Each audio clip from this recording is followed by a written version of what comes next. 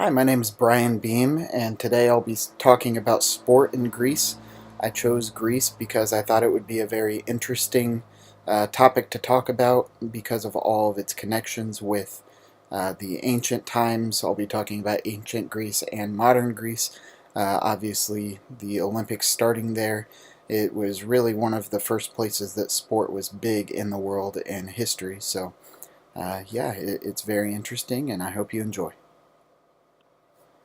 So first I'd like to give a little bit of a general profile over Greece. It's a very interesting place because of, like I said before, its vast history. It was founded in 1821, but ancient Greece was actually founded in 800 BC. In 1821, they gained their independence from the Ottoman Empire, so that's a cool thing that they were able to bring back a civilization that seemed to be dead for a long time after being conquered by the Romans. Um, its population is 10.75 million, and its capital is Athens. Its president, you can see it here on the screen. I would rather not even attempt the name just because I'll end up butchering it. Just so out of respect to him, I'd rather not butcher his name. For their economy, it's struggling heavily right now. Their GDP is 194.6 billion US dollars, and their per capita GDP is 18,103. Just for a little bit of reference there, the United States per capita GDP is over 50,000 US dollars. So there's a big difference there, and you can really tell through that alone how much their economy is struggling. Some of their major cities are Athens, Thessaloniki, um, Patras, Kalamata, Troy, and Sparta. Troy is actually no longer in Greece. That's actually part of the ancient Greece. It's now located in Turkey and has a different name. Although Sparta does still exist within Greece, it goes by a different name, but and it's also not a major city anymore. It was major back then. Now it's got a population right around 16,000, but the underlined and bolded words there for the major cities are some of the existing city-states from ancient Greece. As far as their culture goes, they are a democracy. 94% of their population identifies as Eastern Orthodox Christian, and they still have very deep roots to their ancient culture and traditions. So after we've kind of briefly overviewed the history here, we'll dive a little deeper into that. As far as ancient Greece goes, ancient Greece was actually a collection of city-states. They operated independently, but all were under the umbrella of the Greek Empire. It lasted from 800 BC to right around 146 BC. Uh, it was then conquered by the Roman Empire. So it was ended because another empire was coming in to take it over. And their biggest impact on world history is they were the inventors of the ancient Olympics.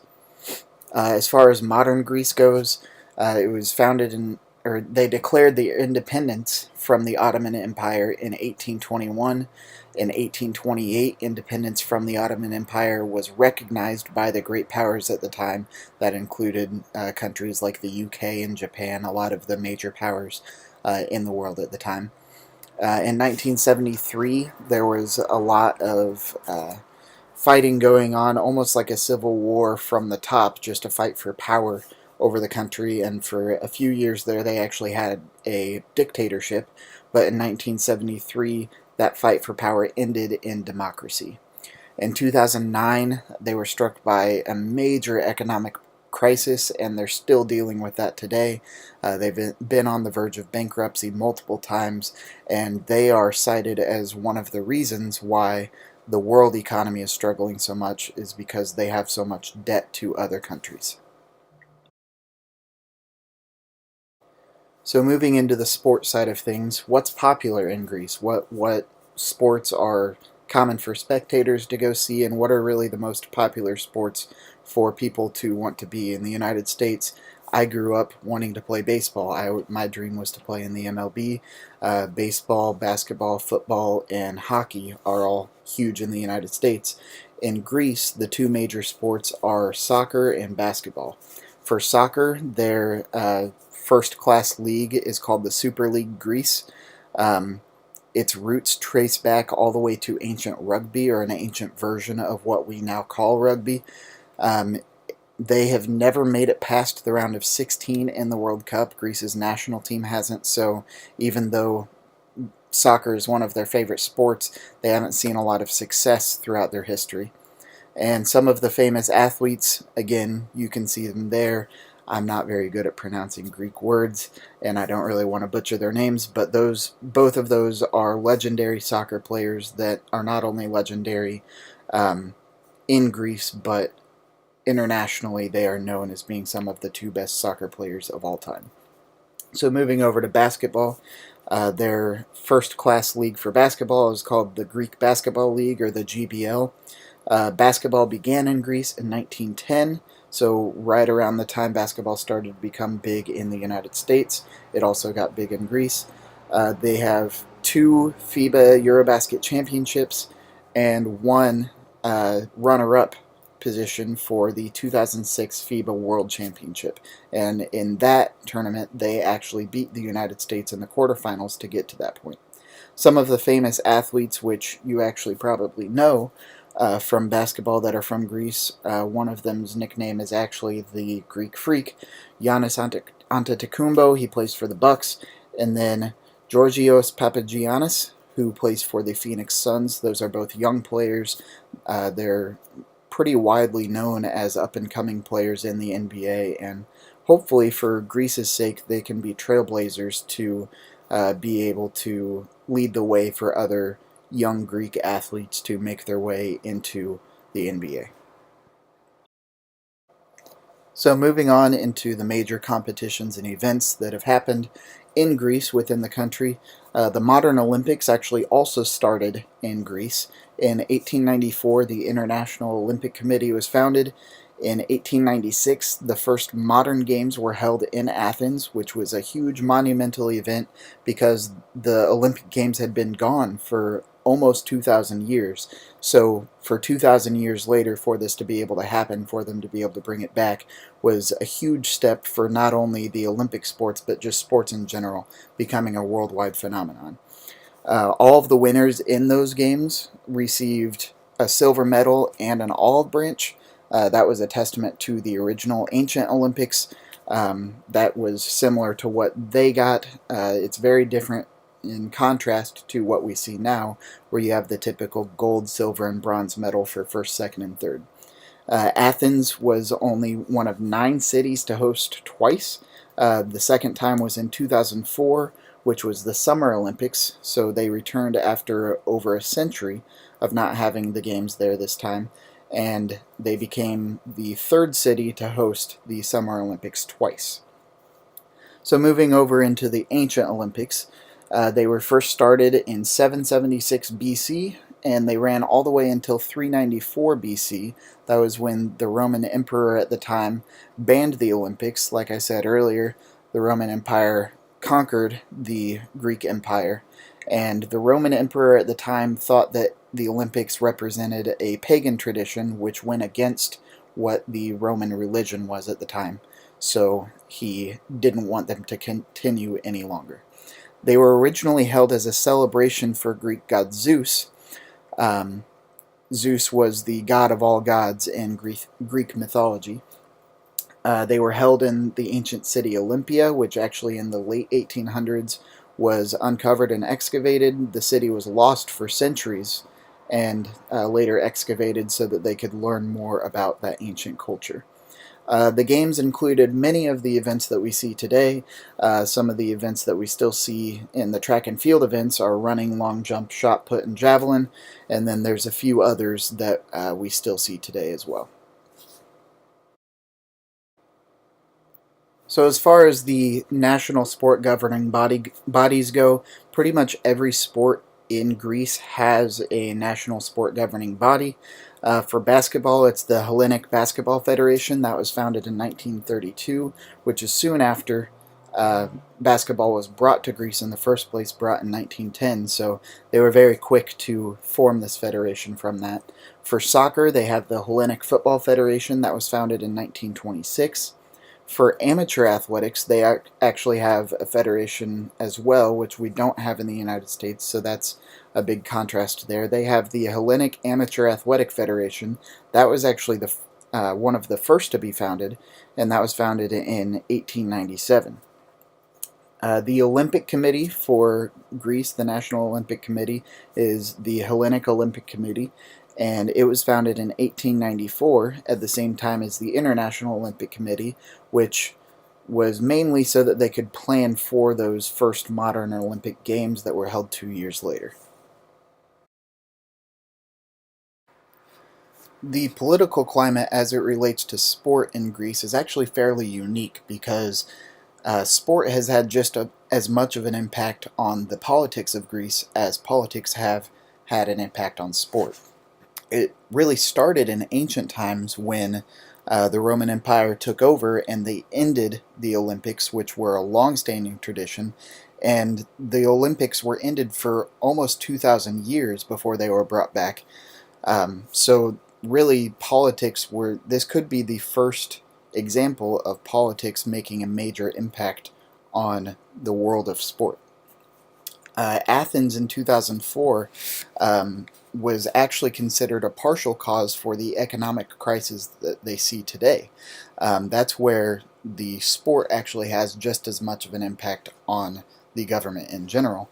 The government invests more money than they're capable of spending in this event to try and make them seem better to the rest of the world, and in turn they put themselves into an economic crisis.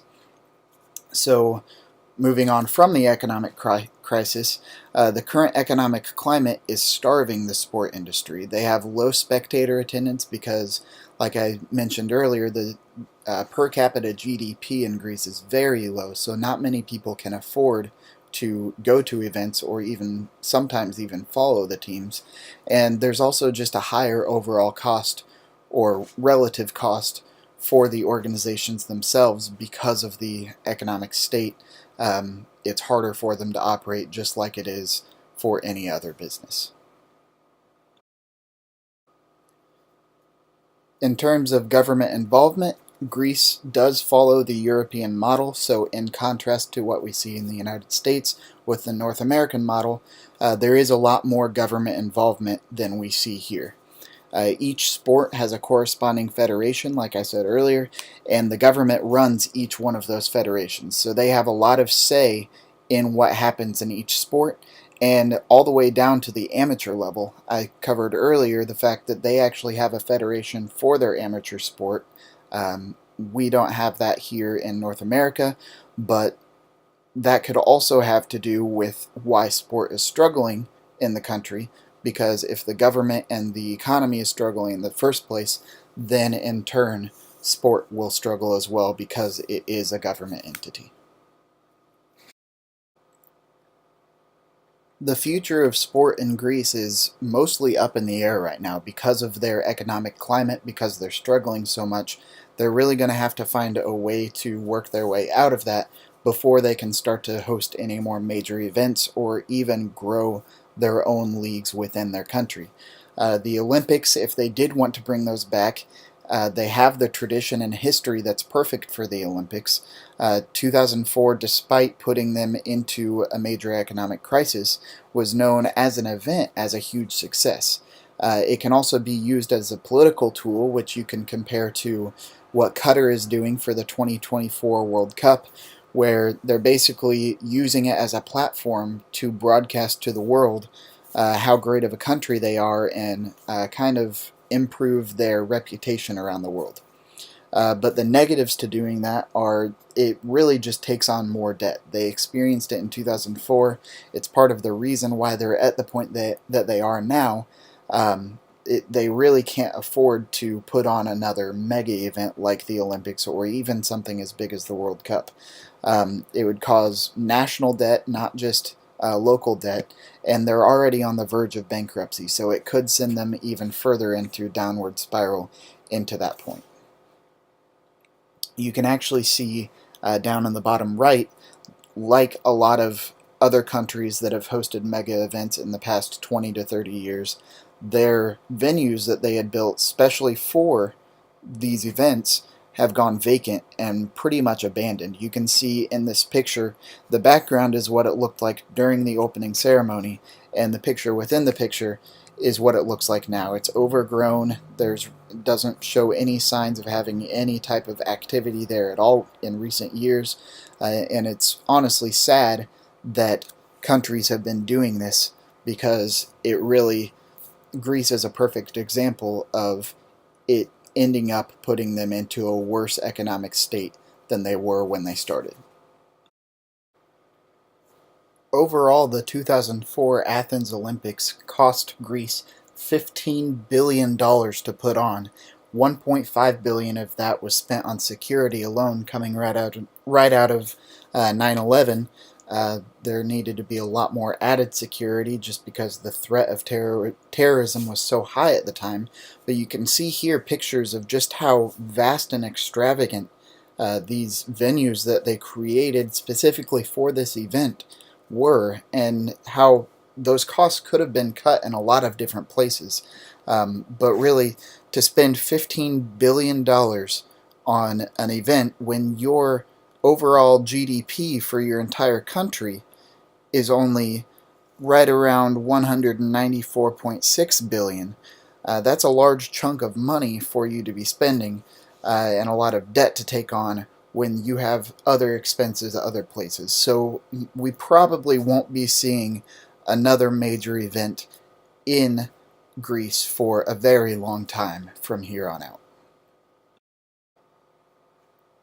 So thank you for following along with this presentation. I hope you take away from it some information about Greece and what their political climate is like and how that relates to sport.